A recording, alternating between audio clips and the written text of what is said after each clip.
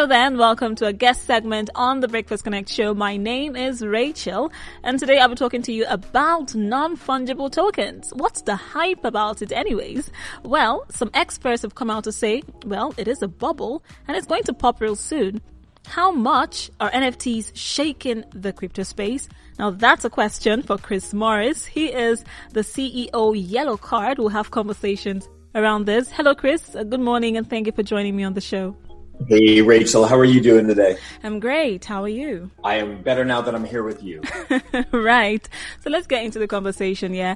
NFTs, they haven't necessarily been around long enough to really understand, the trends, the implications, the viability of these assets. And then sometime in May, it seemed like, NFTs were really super hot. It almost seemed like the world was going NFT crazy. But then, just to give these conversations a background, what are NFTs really and what's the hype about it?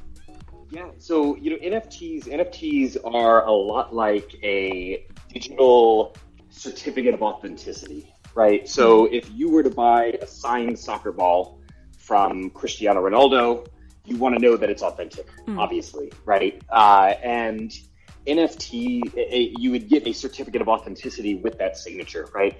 NFTs are a lot like that for digital goods, right? Either for digital art or, other digital collectibles, right? And so NFTs are essentially a way of proving ownership and proving authorship, etc., for things within the digital ecosystem. So pictures, movies, right? You name it.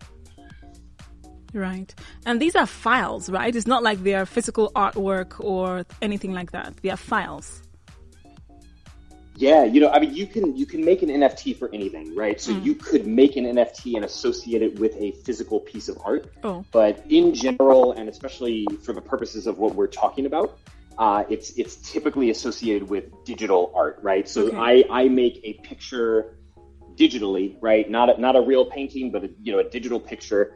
And I want to sell it, right? The thing is everybody can just copy and paste that, right? It exists on the internet.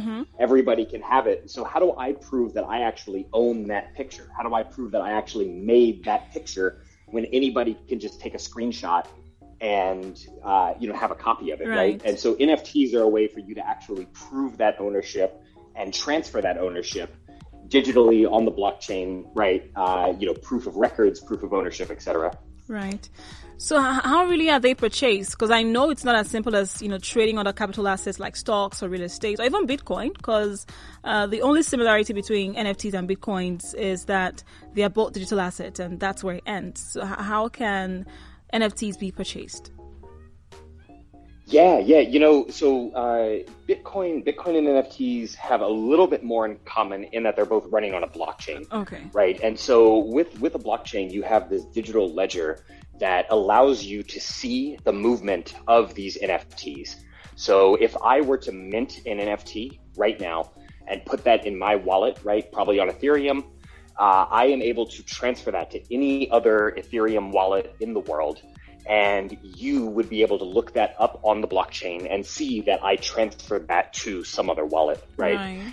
And so it allows not just proof of ownership for the individual, but also auditability that you or anybody else is able to go in and see and confirm, yes, this digital asset has transferred owners. Now Rachel owns it. All right. So let's move a bit back to cryptocurrencies.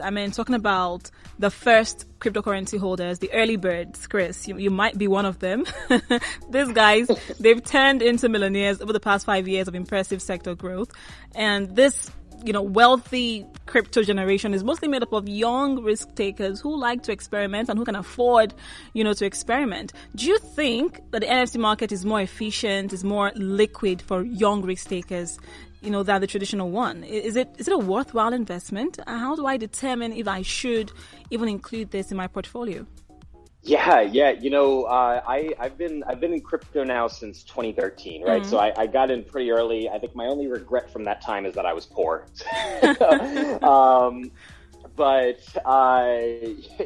when it comes to NFTs, it's a lot different, and it's a lot different of a consideration than other digital assets like Bitcoin, Ethereum, etc. Right? So with NFTs, obviously they get associated with crypto because of the blockchain, because of sort of the overlap of people that are interested in them, right? Yeah.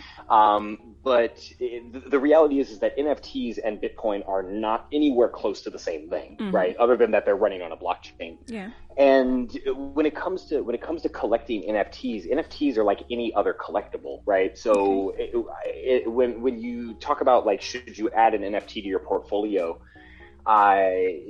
it really depends on what you're looking for, right? If you're trying to invest in art, if you're trying to invest in an up and coming artist, right, then of course, you should definitely add it. It's certainly not as liquid, right? Because for a lot of, some of these have multiple copies, right? You can have, 100 copies of digital art or anything like that. And they're all limited, and you can see how many copies exist, et cetera, et cetera. But for any of these pieces, they're a lot more illiquid than Bitcoin, right? Bitcoin, if I need to sell my Bitcoin today, right, I can have cash in my bank account in 5 minutes, right? With an NFT, I have to find somebody else that's willing to buy it, right? And so just like any other collectible, right? If I was trading cards, if I was buying Picassos, right? You have to find the next buyer in order to be able to actually liquidate that asset. And so it's not as liquid. There is obviously a lot of opportunity, right? And I mean, like you said, the NFT market has absolutely blown up over the past 9, 10, 12 months. Yeah.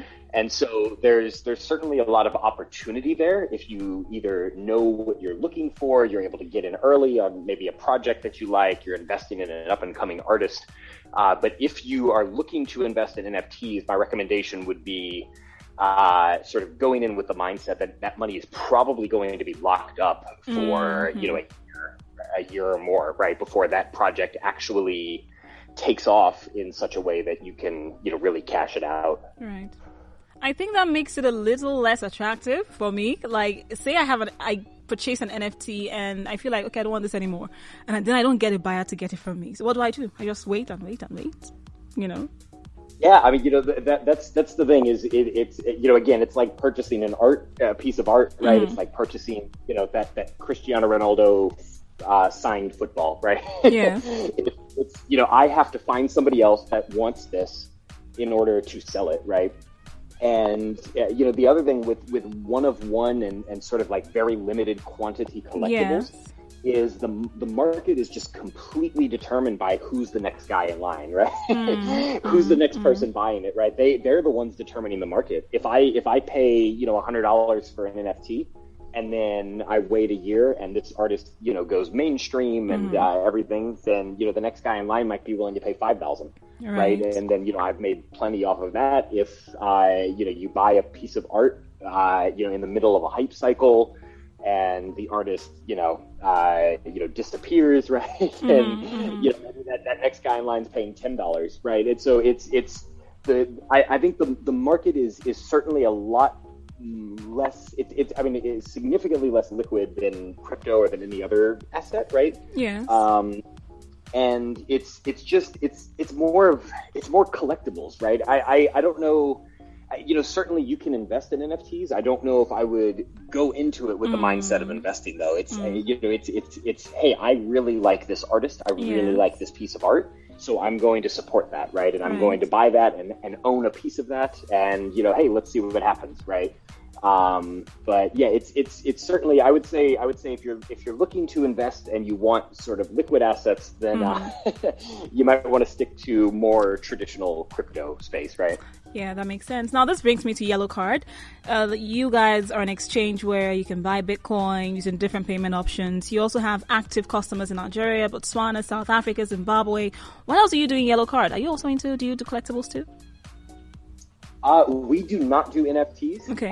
But we do Bitcoin, Ethereum, and USDT, right? Okay. And so on any of the NFT platforms out there, right, OpenSea and all these other great platforms where you can access NFTs, you'll need one of those, right? Right. And so our mission is just to make it easy for you to get into the crypto space, right? And then once you're in, you can come in, have a seat, right? Look around, and do whatever you want from there. Mm-hmm. Well, I have Chris Maurice here. I'm not going to let you go until you tell me your long-term projection for Bitcoin. A lot of experts have talked about where they think Bitcoin will be at the end of the year. Tell me, Chris, what do you think? Oh man, I don't sit on the fence, please. Don't try to be neutral, please. Here's what I can tell you Okay. is if you want to invest in Bitcoin, buy it, put it away, forget about it. Don't look at the price. Just forget about it. That is the best. Let me tell you, if you did that 5 years ago, you'd be a millionaire now, right? So that is the best investment advice I have for anybody. Because the problem is people get the price in their head, right? People they're buying it, they expect to get rich overnight. They're looking at the price every single day. Just buy it. Put it away. Right? Remember your password. Don't lose it. But put it away and just don't even look at the price. And forget about it for 2 years. And that is the best advice I have when it comes to investing in crypto. I tell you, that is really the best advice. Thank you so much, Chris. It's been something trying to drag you down here, but we made it. So thank you so much for joining the conversations. I do hope that you'll be available for further conversations around, cryptocurrency. Rachel, I am available anytime for you. No worries. All right. Thank you. And that was Chris Maurice. He is the CEO Yellow Card. Thank you once again, Chris, for joining me to the Breakfast Connection Africa Business Radio. I will be right back in just a moment.